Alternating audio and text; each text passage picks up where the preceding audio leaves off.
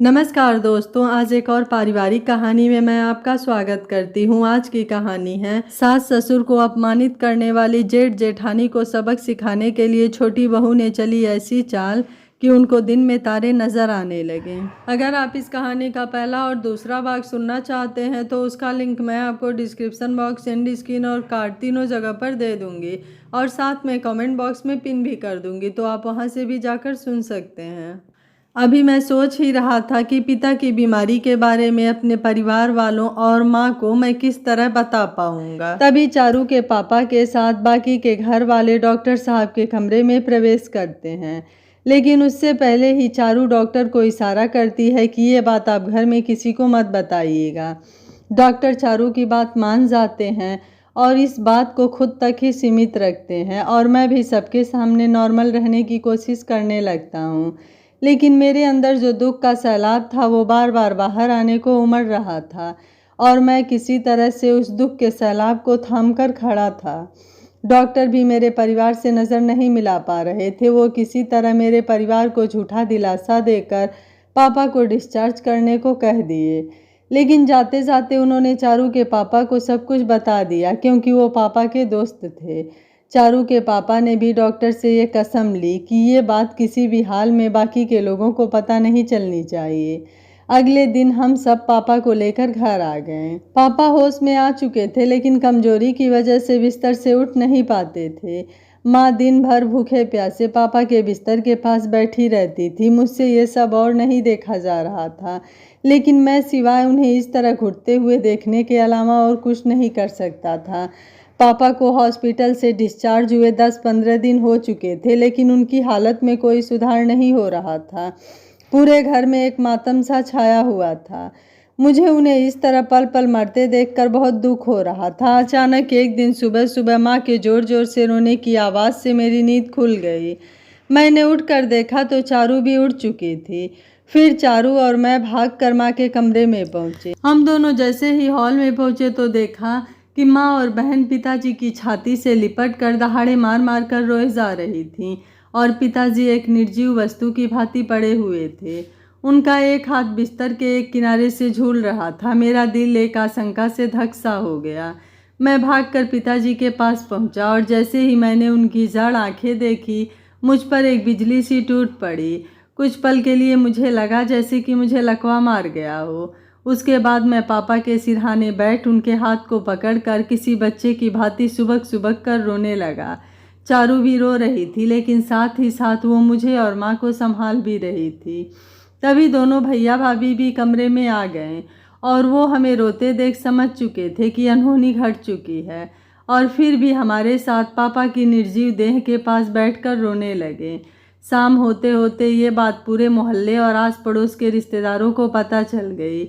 चारू के पापा तो ये खबर मिलते ही भागे भागे आ पहुँचे और हमारे पूरे परिवार को इस तरह गमगीन देख खुद से ही पापा के अंतिम संस्कार की पूरी तैयारी कर रहे थे। मैं भी उनका हाथ बटाने के लिए उनके साथ तैयारियों में जुट गया कि तभी मैंने अपने भाइयों के पापा के अंतिम संस्कार के खर्चों के लिए बहस करते सुना। बड़े भैया का कहना था कि खर्च सब भाइयों में बराबर बराबर बटेगा, लेकिन छोटे भैया का मानना था कि खर्च भाइयों के कमाई के ऊपर बंटना चाहिए। उन दोनों को इस माहौल में भी इस प्रकार बहस करते देख मुझे बहुत गुस्सा आया और मैं उनके पास उन्हें समझाने जा ही रहा था कि मैंने देखा कि चारू के पापा वहां पर पहुंच गए और उन दोनों के बहस के बीच में हस्तक्षेप करते हुए बोले, तुम लोग कैसे बेटे हो? शर्म नहीं आती तुम्हें? अभी बाप का अंतिम संस्कार भी शुरू नहीं हुआ और तुम दोनों भाई अभी से उनके अंतिम संस्कार के खर्चों के लिए बहस कर रहे हो। और एक बात तुम लोगों को बता दूं कि तुम लोगों को खर्चे की चिंता करने की ज़रूरत नहीं है, वो मैं अकेले देख लूँगा। लेकिन भगवान के लिए शर्म करो और इस समय इन सब बातों को भूल कर अपने पिता के अंतिम संस्कार की तैयारी में दो। मैंने देखा कि उसके बाद मेरे दोनों भाई सर झुकाकर उनकी बातों से सहमत दिखाई दे रहे थे, लेकिन जैसे ही चारू के पापा वहाँ से चले गए, मैंने उन दोनों की आंखों में कुटिल मुस्कान देखी, मानो वो ये सब जानबूझकर कर रहे हो ताकि वो चारू के पापा से सारे खर्चे करवा सकें। और मेरा संदेह सच निकला, क्योंकि चारू के पापा के जाते ही छोटे भैया बड़े भैया से बोले क्या आइडिया दिया था आपने भैया। अब तो पिताजी का सारा खर्चा संदीप के ससुर जी ही संभाल लेंगे और अपनी सेविंग्स बच जाएगी। उसके बाद दोनों भाई फिर से रोनी सूरत बनाकर चारू के पापा के पीछे पीछे उनकी मदद के लिए चल देते हैं। मैं उनके इस व्यवहार को पूरी तरह देखकर चकित था, क्योंकि मैंने कभी सपने में भी नहीं सोचा था कि मेरे दोनों बड़े भाई सिर्फ अपने पैसे बचाने के लिए इतना नीचे गिर सकते हैं, और वो भी इस घड़ी में। आज मुझे अपने जीवन में दूसरा सबसे बड़ा झटका लगा था। जैसा कि मैंने पहले ही कहा था कि घर के बुजुर्ग ही एक परिवार की बुनियाद होते हैं, और उस बुनियाद के गिरते ही परिवार भी चरमरा कर गिर जाता है। और आज मेरे परिवार की एक बुनियाद गिर चुकी थी, और उसी के साथ मेरे सामने परिवार के हर सदस्य की असलियत सामने आ रही थी। मेरे परिवार के सारे रिश्ते बदल रहे थे, मानो वे इसी फिराक में थे कि कब इस परिवार रूपी कैद से निकल पाएं। तभी मैंने देखा कि चारू मुंह लटकाकर दरवाजे के पास खड़ी है। मैं उसके पास जाकर उससे पूछा, क्या हुआ, तुम यहाँ क्यों खड़ी हो? तुम्हें तो माँ के पास होना चाहिए था। चारू बोली, मैं माँ को ननद जी के पास अपने कमरे में छोड़ आई हूँ, क्योंकि पापा के देह के पास भाभियाँ बैठी फालतू की बातें कर रही थीं। मेरे जबड़े सख्ती से भींच गए। मैंने गुस्से में पूछा, क्या कह रही थी वे दोनों? चारू भरे गले से बोली, वे दोनों बोल रही थी कि पापा की कंजूसी की वजह से ही आज वो इस हालत में पहुँचे हैं। अगर वो समय रहते अपनी अच्छी देखभाल के लिए अच्छे और महंगे डॉक्टर से इलाज करवाते तो आज ये दिन ना देखना पड़ता। खुद तो अपनी लापरवाही से चले गए और अपने नौजवान बेटों के सर पर घर की जिम्मेदारियों का बोझ डाल कर गए। मैं चारू की बात सुनकर सन्न रह गया था। जिस बाप ने अपनी सुविधाओं को त्याग कर सिर्फ अपने परिवार की सुविधाओं को प्राथमिकता दी, वो परिवार आज उनसे इस तरह बर्ताव कर रहा था। मैं हमेशा चारू के सामने अपने परिवार के गुणगान गाया करता था, लेकिन इस समय तो मुझे चारू और चारू के पापा का रिश्ता ज़्यादा मजबूत और सच्चा लग रहा था, जो कि इस घड़ी में भी मेरे झूठे परिवार का साथ नहीं छोड़ रहे थे। उस दिन मुझे ये बात समझ आई कि लोगों को बदलते देर नहीं लगती है। जिस भैया भाभी को मैं अपने माँ बाप को पूछते हुए देखा करता था, वो आज मुसीबत के इस घड़ी में उन्हीं पर लांछन लगा रहे हैं। मैंने सब कुछ सुनकर भी किसी से कुछ ना कहा और पापा के अंतिम संस्कार की सारी विधियां पूर्ण कर उन्हें शमशान ले गया। बड़े भैया ने पापा की आत्मा को परमात्मा से मिलाने के लिए उन्हें मुखाग्नि दी, लेकिन मुखाग्नि देते ही थोड़ी देर बाद वहां पर जोरदार बारिश शुरू हो गई और पापा की चिता उन बारिश की लपटों से जूझते हुए जल रही थी। मुझे छोड़कर बाकी के सारी लोग बारिश से बचने के लिए शमशान में बने डोम के घर की तरफ भागे। मैं इसलिए नहीं भागा क्योंकि मुझे ऐसा प्रतीत हुआ मानो पिताजी की देह ने भैया की दी हुई मुखाग्नि को भी अस्वीकार कर दिया हो और मुझसे कह रहा हो कि मेरी आत्मा तुम्हारी दी हुई मुखाग्नि से ही शांत होगी। तभी चारू के पापा उस घर से ही मुझे आवाज़ लगाते हैं, बेटा संदीप इधर आ जाओ, बारिश काफ़ी तेज़ हो रही है। लेकिन मैं उनकी बात को अनसुना कर उस लकड़ी को उठा लेता हूँ जिससे भैया ने पापा को मुखाग्नि दी थी, और बहते हुए आंसुओं के साथ उस बूझते हुए चिता पर लगाकर खड़ा हो जाता हूँ और तब तक खड़ा रहता हूँ जब तक कि पापा की देह राख में ना तब्दील हो गई। मैंने देखा कि मेरे मुखाग्नि देते ही बारिश भी धीमी हो गई थी और चिता के पास खड़े रहने की वजह से मुझे ठंड भी नहीं लग रही थी। मुझे उस वक्त एक आत्मसंतोष की अनुभूति हो रही थी। बारिश पूरी तरह रुक चुकी थी और मैं पिताजी की राख को एक कलश में भरने लगा। उसके बाद बाकी के परिवार के साथ हम सब घर की तरफ चल पड़े। मैं घर पहुंचकर सबसे पहले चारू के पापा का शुक्रिया अदा करता हूं, जो उन्होंने एक परिवार की भांति इस दुख की घड़ी में हमारे साथ खड़े रहे। मेरे मन में आया कि उन्हें मैं अंतिम संस्कार में हुए पूरे खर्चे की रकम की अदायगी करूं, लेकिन फिर मैंने सोचा कि अभी ये वक्त और ये माहौल सही नहीं है इन सब चीज़ों के लिए। उस दिन के बाद से मैं अपने भाइयों और भाभियों में एक बदलाव को देखने लगा।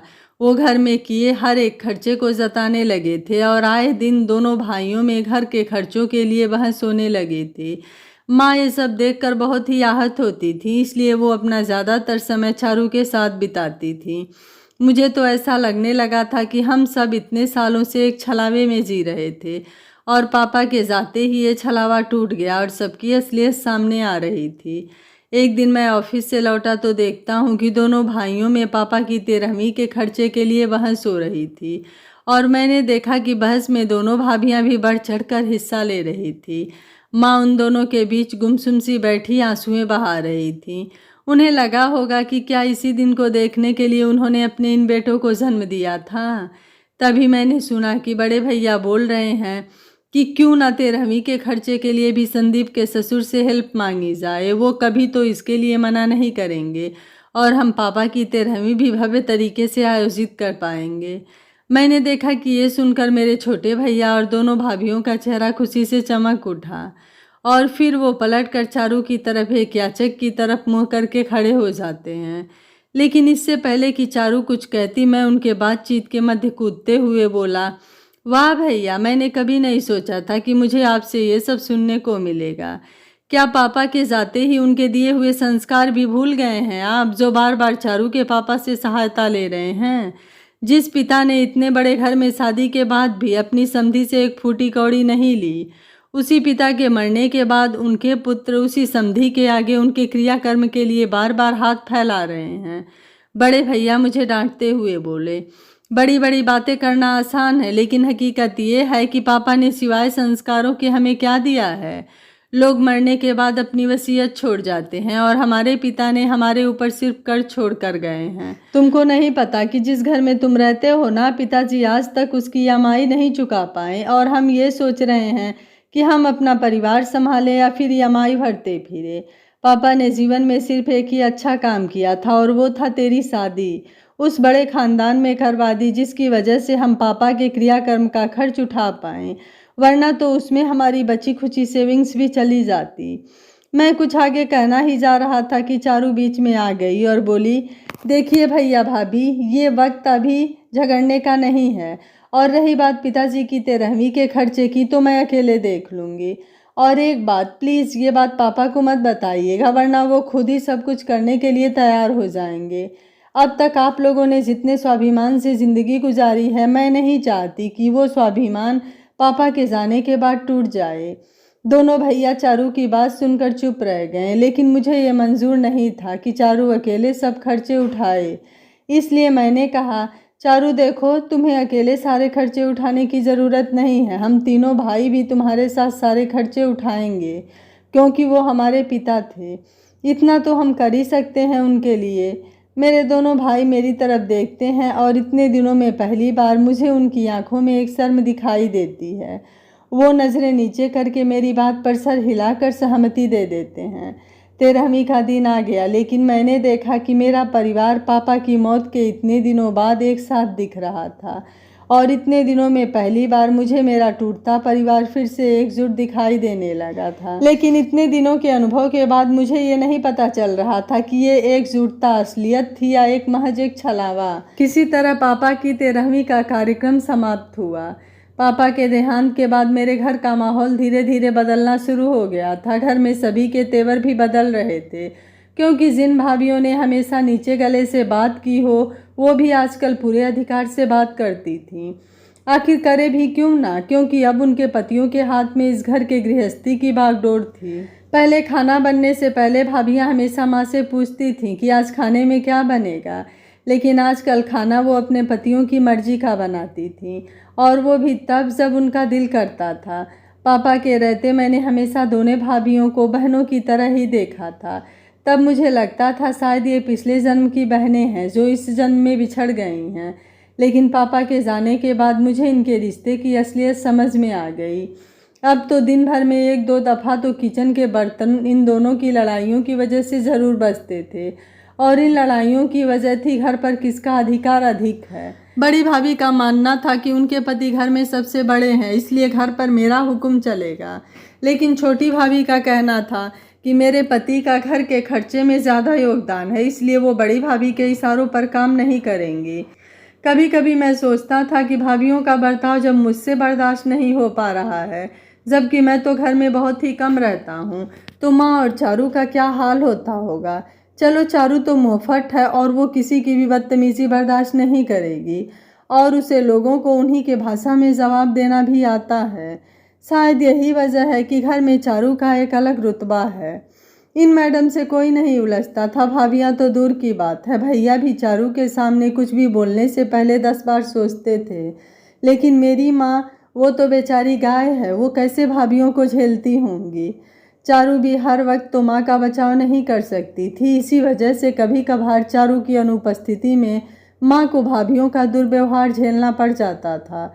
चारू जितनी भी मुँहफट हो, लेकिन आज तक कभी उसने माँ से ऊंची आवाज़ में बात नहीं की। और तो और भाभियाँ या भैया भी कभी माँ को कुछ ताने मारने की कोशिश करते तो वो माँ की ढाल बनकर माँ का साथ देती थी। कुछ महीने इसी प्रकार गुजरे, लेकिन अब घर में एक नया विवाद उत्पन्न होने लगा था और वो था खाना बनाने का, क्योंकि भाभीयों का मानना था कि वो सिर्फ खुद के पति का ही खाना बनाएंगी और वो अब अपना किचन भी अलग करवाना चाहती थी। मैंने दोनों बड़े भाइयों से विनती की कि वो दोनों भाभियों को समझाएं कि इस घर को बंटवारे की तरफ ले जाने की कोशिश ना करें, क्योंकि आज किचन अलग करने को कह रही हैं, कल घर अलग करने को कहेंगी। मोहल्ले में लोग हमारे परिवार की एकजुटता की मिसाल देते हैं। प्लीज़ पापा के दिए हुए संस्कारों का कुछ दिन तो मान रखिए। मुझे नहीं पता कि भैया ने कितनी कोशिश की भाभियों को मनाने की, लेकिन दोनों भाभियों ने भाइयों की एक न सुनी और पहले की ही तरह अब भी अपनी जिद पर अड़ी रहीं। और अब तो वो किचन के साथ साथ घर का भी बंटवारा करने पर अड़ गईं। मैं बहुत उदास रहने लगा था। मुझे अपना परिवार टूटता नजर आ रहा था और मैं सिवाय मूक दर्शक बनकर देखने के अलावा कुछ नहीं कर पा रहा था। मेरे मनोस्थिति को देख चारू भी दुखी होने लगी थी। एक रविवार दोपहर समय था और घर में सब सदस्य मौजूद थे। उसी वक्त चारू ने घर के सभी लोगों को हॉल में आकर एक साथ इकट्ठा होने के लिए बुलाया और सबसे ये भी कहा कि हम घर के इस माहौल को ठीक करने के लिए एकजुट होकर कोई उपाय करना चाहते हैं। कुछ लोग मन से तो कुछ बेमन से, लेकिन घर के सब सदस्य हाल में एकत्रित हुए। सबसे पहले बड़ी भाभी बोली, देखो चारू, मैं अब और इस घर में नौकरानी की तरह सबकी सेवा नहीं कर सकती। मैं तो कहती हूँ कि एक दूसरे पर बोझ बनने से अच्छा है कि हम सब अलग हो जाते हैं और अपनी अपनी ज़िंदगी अपनी मर्जी से जीते हैं। तभी छोटी भाभी बोले, बड़ी भाभी बिल्कुल सही कह रही हैं, अब हमें घर का बंटवारा कर ही देना चाहिए और सबको अपना हिस्सा लेकर अलग हो जाना चाहिए। मैंने दोनों भाइयों की तरफ देखा तो वो किसी जुए में हारे खिलाड़ी की तरह सर झुकाए बैठे थे और बिना कुछ कहे ही अपनी अपनी बीवियों के इस फैसले को सहमति दे रहे थे। और माँ किसके पास रहेंगी? चारू ने पूछा। मैंने देखा कि इस सवाल पर दोनों भाभियाँ एक दूसरे से इशारों इशारों में कुछ संकेत दे रही थीं और उसके बाद बड़ी भाभी बनावटी हंसी हंसते हुए बोली, चारू, ये तो सबको पता है कि तुम माँ जी की पसंदीदा बहू हो, तो माँ को तुम अपने पास ही रख लेना और देवर जी भी नहीं चाहेंगे कि हम उनसे उनकी माँ को अलग रखें। तभी चारू ने कुछ ऐसा कहा जिसकी उम्मीद किसी को नहीं थी। वो बोली, हम ही क्यों रखें माँ को? जब घर और संपत्ति बांट रहे हैं तो माँ की सेवा के लिए भी वक्त का बंटवारा कीजिए। मैं गुस्से से चारू से बोला, मुझे तुमसे इस तरह की उम्मीद नहीं थी। जिस माँ के प्यार के लिए तुम जीवन भर तड़पी थी, आज उसी का बंटवारा करने को कह रही हो। तभी चारू ने मुझे सबसे नज़र छुपा कर एक आँख मारी और बोली, आप समझिए जो मैं कहना चाह रही हूँ। आप अकेले माँ के खर्च को कैसे उठा पाएंगे? मैं अब समझ चुका था कि ज़रूर इसने कुछ प्लान सोचा है, इसलिए मैं भी उसके प्लान का हिस्सा बनते हुए एक्टिंग करने लगता हूँ और भाभियों को कहता हूँ, चारू का कहना भी सही है, मैं अपनी इस छोटी सी नौकरी से माँ की देखभाल अकेले नहीं कर पाऊँगा।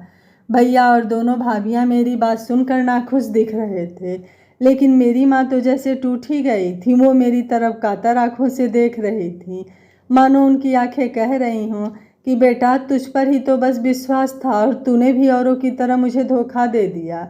लेकिन मुझे चारू पर पूरा विश्वास था, इसलिए मैं मन को कठोर करते हुए माँ से अपनी नज़रें फेर ली। उसके बाद चारू ने अपना तुरुप का इक्का फेंका और बोली, हम तीनों लोग ही माँ को 1 साल में 4-4 महीने अपने पास रखेंगे और उनकी सेवा करेंगे। कहिए, आप सबको ये मंजूर है? सब लोगों ने उसकी बात पर सहमति दी। उस दिन तो मैं चारू की बात मान गया था, लेकिन मुझे ये समझ नहीं आ रहा था कि आखिर चारू का प्लान क्या है। वैसे तो मुझे चारू की बुद्धि पर कोई शंका नहीं थी, लेकिन जाने अनजाने हमारी वजह से माँ काफ़ी दुखी हो गई थी। मैं दिन भर चारू से उसके प्लान के बारे में बात करना चाहता था, लेकिन वो तो सुबह हुए बातचीत के बाद से ही गायब थी और देर शाम घर लौटी।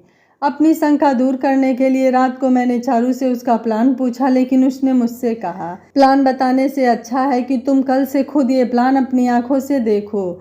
इतना कहकर वो मुस्कुरा कर एक तरफ करवट करके सो गई। मैं उससे कुछ और भी पूछना चाहता था, लेकिन फिर मैंने भी सब भगवान और चारू के भरोसे पर छोड़कर चुपचाप सो गया। अगले दिन जब मैं उठा तो देखता हूँ कि चारू बिस्तर से गायब थी। वो कभी इतनी जल्दी नहीं उठती थी। मैं उठकर उसे पूरे घर में ढूंढने लगा, लेकिन उसका कहीं कोई अता पता नहीं मिला।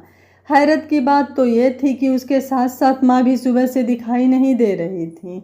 वहीं दूसरी तरफ मैंने देखा कि दोनों भाभियाँ किचन में दो अलग अलग जगहों पर चूल्हा जलाकर खाना बनाने में व्यस्त हैं। मैं बड़ी भाभी से चारू के बारे में पूछा तो उन्होंने कहा, चारू ने कल तुम लोगों के जाने के बाद कहा था कि शुरू के महीनों में मैं अपने पास माँ को रखूँगी, उसके बाद मझली भाभी और अंत के महीनों में मैं रखूँगी। तभी छोटी भाभी बोली, मैंने देखा कि आज सुबह सुबह ही वो माँ को लेकर कहीं तो गई थी। मुझे कुछ समझ नहीं आ रहा था कि आखिर चारू करना क्या चाहती है।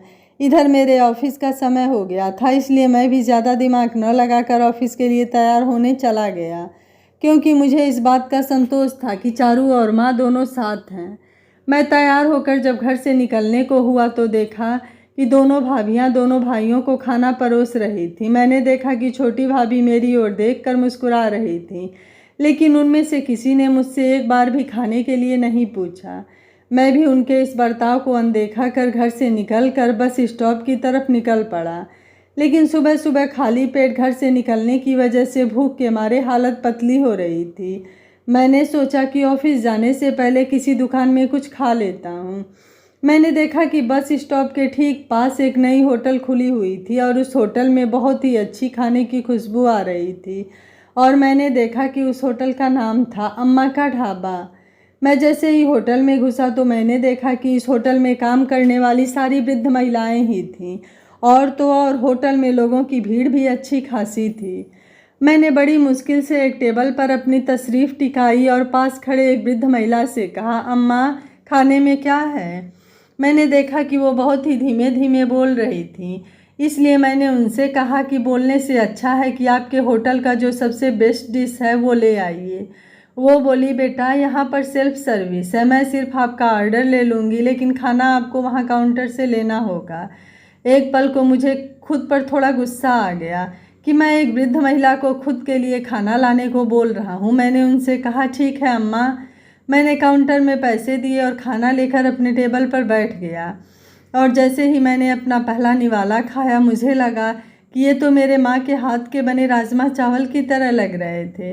मुझे कुछ शंका हुई, लेकिन मैंने पहले तो राजमा चावल ख़त्म किए। उसके बाद मैंने काउंटर पर बैठी एक वृद्ध महिला से कहा, ये राजमा चावल किसने बनाए हैं, क्या मैं उनसे मिल सकता हूँ? वो बोली, देखिए हमारे होटल में खाना बनाने वाली औरतों की जो हेड शेफ़ हैं, उनका सख्त आदेश है कि खाना बनाने वक्त वो तो ना किसी से मिलने जाती हैं और ना ही किसी और को उनसे मिलने दिया जाता है, क्योंकि उनका मानना है कि रसोई एक औरत के लिए मंदिर की तरह होता है और एक औरत को हमेशा उसकी गरिमा बनाए रखनी चाहिए। अच्छा, ये तो बता दीजिए कि इस होटल का मालिक कौन है, और कल तक तो ये होटल यहाँ नहीं था, अचानक ये होटल कैसे बन गया? मेरी शंकाएं पल दर पल बढ़ती ही जा रही थीं।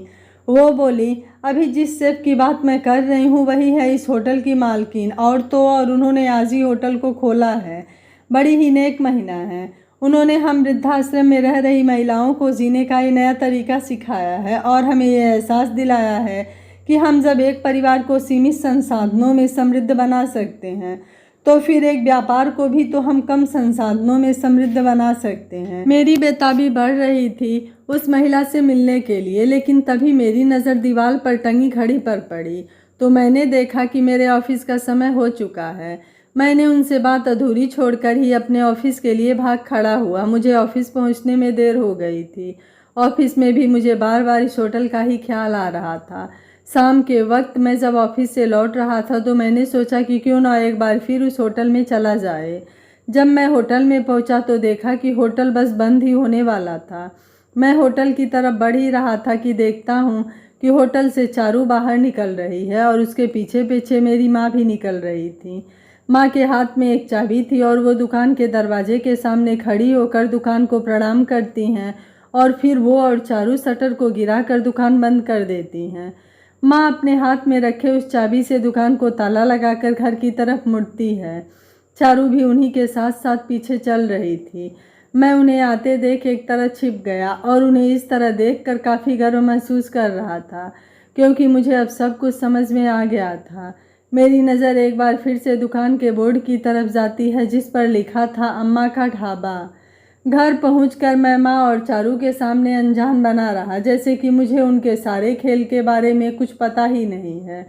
मैंने देखा कि चारू और माँ भी मेरे सामने ऐसे बर्ताव कर रही थी कि मानो कुछ हुआ ही ना हो, लेकिन भाभी और भैया अभी भी इन सब बातों से अनजान थे।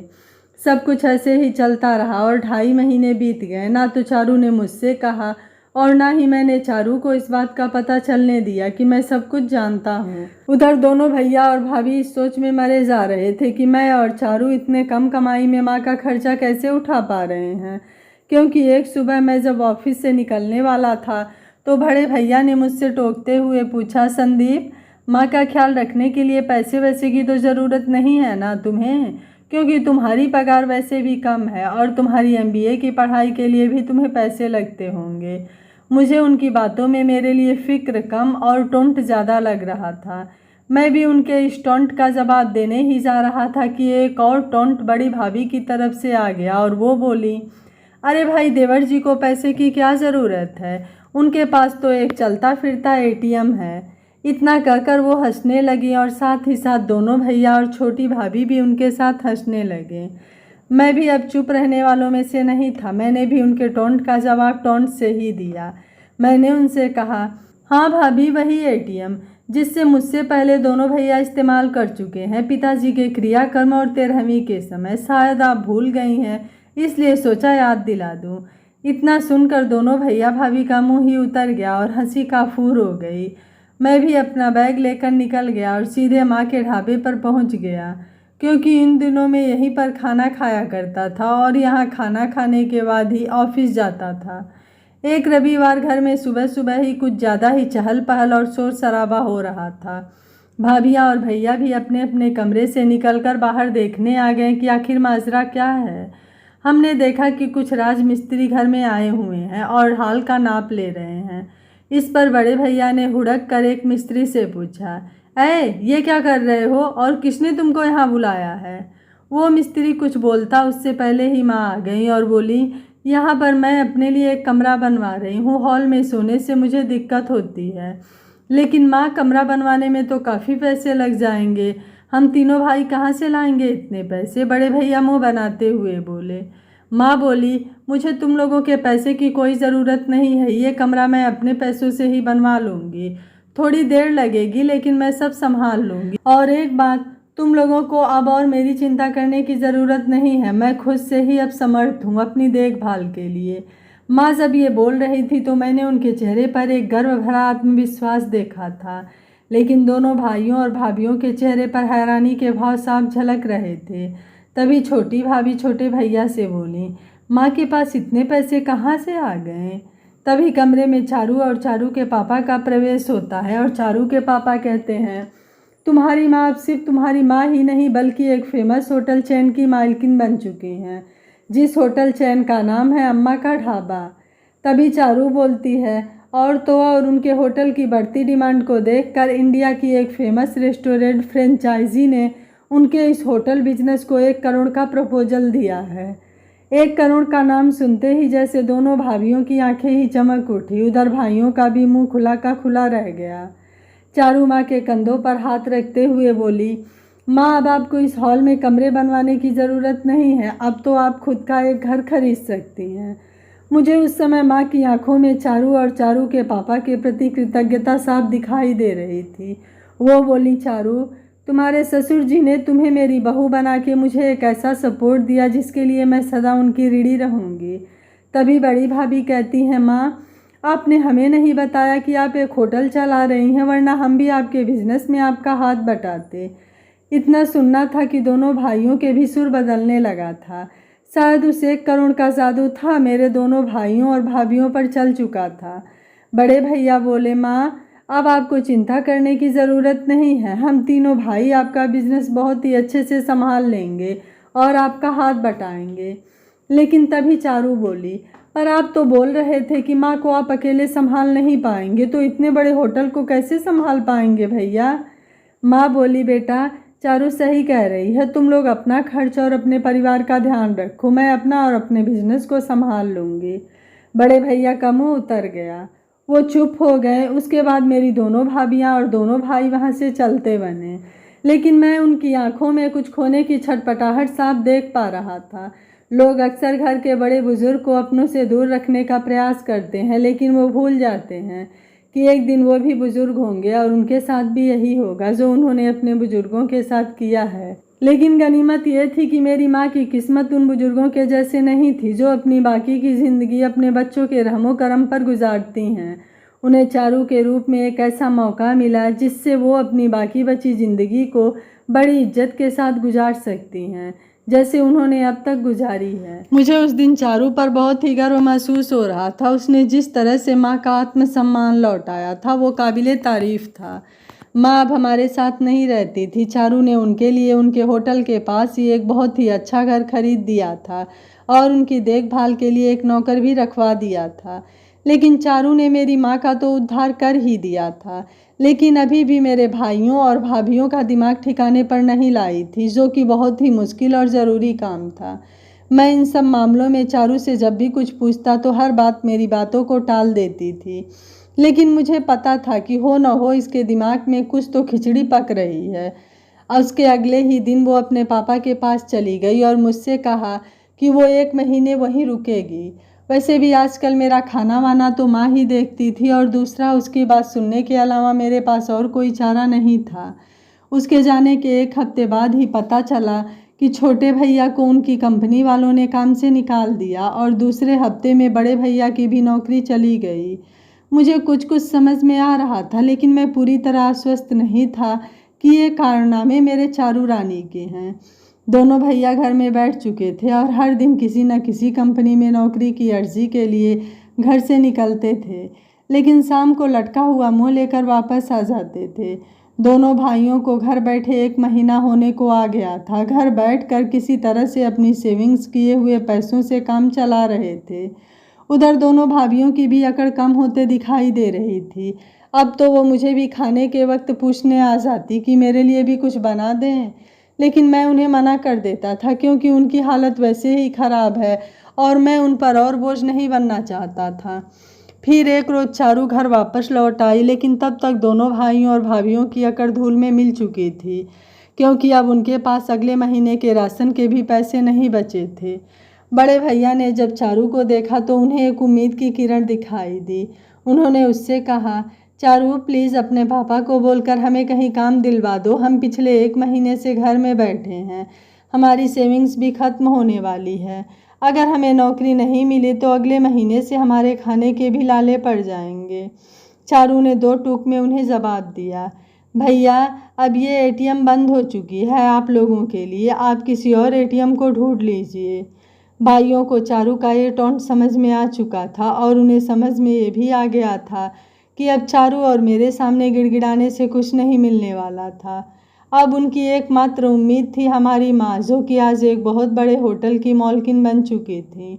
वही माँ जिसे कुछ महीनों पहले उन्होंने संभालने से मना कर दिया था और उन्हें किसी सामान की तरह आपस में बांटना चाह रहे थे, लेकिन माँ ने भी उनकी मदद करने से मना कर दिया था। अब दोनों भैया भाभी खुद को बिल्कुल असहाय महसूस करने लगे थे। दिन बीते लेकिन उनके हालात नहीं बदले। भाभियों ने अपने जेवर बेच दिए, भाइयों ने अपनी बाइक, अब बस उनके हिस्से का घर बचा था। उधर बड़ी भाभी भी प्रेग्नेंट थी, उनका 4था महीना चल रहा था। बड़े भैया को चिंता थी कि घर को बेच देंगे तो रहेंगे कहाँ। उधर भाभी को भी डॉक्टर्स को दिखाने में अलग खर्च लग जाता था। फिर एक दिन भैया ने एक अनर्थकारी फैसला लिया। उन्होंने भाभी को बच्चा गिराने को कहा। बड़ी भाभी ने बहुत मिन्नतें की भैया से, लेकिन भैया ने कहा, मैं भी मजबूर हूँ, मेरे पास पैसे नहीं हैं तुम्हारी डिलीवरी के लिए। अगर बच्चा हो भी गया तो हम उसकी परवरिश कैसे कर पाएंगे, तुम ही सोचो। चारू भी वहीं थी और उसने भैया भाभी की सारी बातें सुन ली थी, लेकिन वो भी किसी निर्दयी की तरह सब कुछ सुनकर भी कुछ ना बोली। लेकिन तब तक मेरे सब्र का बाँध टूट चुका था। मैंने भैया को डांटते हुए बोला, ये आप क्या कह रहे हैं? अभी मैं जिंदा हूँ और मेरे होते हुए मैं आपको अपने भतीजे को मारते हुए नहीं देख सकता। तभी कमरे में माँ का प्रवेश होता है और उनके ठीक पीछे चारू खड़ी होती है। माँ को देखते ही दोनों भैया भाभी किसी छोटे बच्चे की तरह रोते बिलखते माँ के पैरों में गिर जाते हैं और अपने किए दुष्कर्मों की माफ़ी मांगने लगते हैं। माँ उन्हें इस तरह रोते देख भावुक हो जाती हैं, लेकिन पता नहीं क्यों उनकी आंखों में आंसुओं की बूंदें होने के बावजूद उनके गले से एक शब्द भी नहीं निकला। उनकी चुप्पी देखकर छोटे भैया बोले, बड़े भैया शायद माँ हमें माफ़ नहीं कर पाएंगी। मैं तो कहता हूँ कि हमें इस घर को छोड़कर चले जाना चाहिए और दूर किसी शहर में मजदूरी वगैरह करके अपनी बाकी की ज़िंदगी इसी पश्चाताप में काटनी चाहिए। तभी चारू कहती है, जो कि काफ़ी देर से चुप थी, आप लोगों में से किसी को भी ये घर छोड़कर जाने की ज़रूरत नहीं है, क्योंकि मेरा इरादा आप लोगों को सिर्फ उस दर्द का एहसास करवाना था जो आप लोगों ने पिताजी के मरने के बाद माँ को दिया था और पिताजी की आत्मा को दिया था। आप लोगों को ये भी पता चलना चाहिए कि बुरा वक्त किसी का भी आ सकता है, लेकिन हमें उस वक्त अपनों का साथ छोड़कर भागने के बजाय उनकी हिम्मत बनकर उनके साथ खड़ा होना चाहिए। पापा, इतना कहने पर ही चारू के पापा भी पीछे से कमरे में प्रवेश करते हैं और उनके हाथ में 2 चिट्ठी होती है और वो दोनों चिट्ठी दोनों भाइयों की तरफ बढ़ाते हुए कहते हैं, ये लो तुम दोनों का तुम्हारी कंपनी का ज्वाइनिंग लेटर। कल से तुम लोग अपने काम पर वापस जा सकते हो। दोनों भैया भाभी मुँह बाए कभी चारू को तो कभी चारू के पापा को देख रहे थे और उन्हें यह भी समझ में आ गया था कि ये सारा खेल चारू का रचा हुआ है। बड़े भैया तो उस चिट्ठी को पकड़कर ऐसे रो रहे थे कि मानो कोई बच्चा अपनी माँ का पल्लू पकड़कर रोता है, और रोते रोते वो ज़मीन पर बैठ गए। उन्हें रोता देख माँ तुरंत भैया के सिरहाने खड़ी हो गई और उनके आंसुओं को अपने पल्लू से पोंछते हुए बोली, चारू, अब और मुझसे ये नाटक नहीं हो पाएगा। मैं मेरे बच्चों को ऐसे रोते बिलखते नहीं देख सकती। छोटे भैया और भाभी चौंकते हुए एक साथ बोले, नाटक? हाँ भैया भाभी, ये सिर्फ एक नाटक था, आप सब लोगों की आंखों से लालच का पर्दा हटाने के लिए और आप सभी को रिश्तों का असली महत्व समझाने के लिए। और आज आप लोगों ने वो सबक सीख लिया है कि परिवार ना तो पैसे से चलता है और ना ही अच्छे और महंगे सुख सुविधाओं से, बल्कि परिवार चलता है परिवार में रह रहे लोगों के एक दूसरे के प्रति प्रेम और विश्वास से। और जब तक ये दोनों किसी भी परिवार में रहते हैं तो वो परिवार अटूट बना रहता है, और जिस दिन इन दोनों में से कोई एक भी चला जाता है उसी वक्त परिवार में भी दरारें पड़नी शुरू हो जाती हैं। चारू छोटे भैया के चौंकने पर बोली। तभी चारू के पापा कहते हैं, ये एक गलत धारणा है कि छोटा परिवार सुखी परिवार, बल्कि मेरा तो ये मानना है कि परिवार अगर बड़ा हो तो घर में आने वाली खुशियाँ भी बड़ी आ जाती हैं और घर में आने वाले दुख परिवार के लोगों में बंटकर आधे हो जाते हैं। चारू के पापा की बातें सुनकर हम सब एक मत होकर उनकी ओर देखते हैं और सबके चेहरे पर एक संतोषप्रद मुस्कान होती है, क्योंकि आज सबने परिवार की अखंडता का एक मूल रहस्य जान लिया था। यह कहानी आपको कैसी लगी आप मुझे अपनी राय कमेंट बॉक्स में ज़रूर दीजिएगा। वीडियो पसंद आया है तो वीडियो को लाइक शेयर एंड चैनल को सब्सक्राइब कर लीजिएगा। Thank you for watching. मिलते हैं अगली कहानी में।